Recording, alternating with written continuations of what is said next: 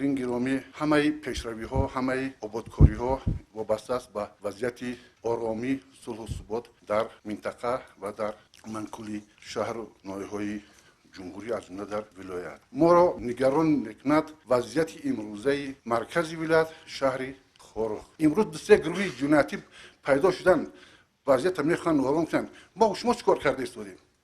اینقدر فعالی که از بدخشان در دیگر شهر می‌هستند، یا چیکار کرده استودن؟ گروه سابقه داران، شورای سابقه داران است و هیچ وقت فعالیت نمی‌کنند. ما هر روزه باید که از اونن نیروی کمتر و مردم گپ زنیم، رفته در مابین مردم قطعی کار کنیم، سیاست دولت مردم درست باید که فهمونیم. او سه گروه جنایتی مردم کشون بعد از خود نیست میکنه. مردم شهروندی درباز صادق هستن به سیاست پیشرو ملت، ناترسیده به پیش حرکت نیم. گروه جنایتی را تا اندازه بفهمونیم، به یگان ترس بایما بیان در پیش ارگان‌های خود کلمش جنایت صادر کرده است. جواب شب تیات چی گپه که امروز یک اوباش یک گروه جنایتی با مقابل کارمند حزب خود دست میبرن، با مقابل اعضای حکومت که رئیس ولایت دست میبرن، با مقابل ذات حکومت کردن وکیل مجلس نمایندگان. آیا که این از روی آداب است؟ ما چیکار کردیم؟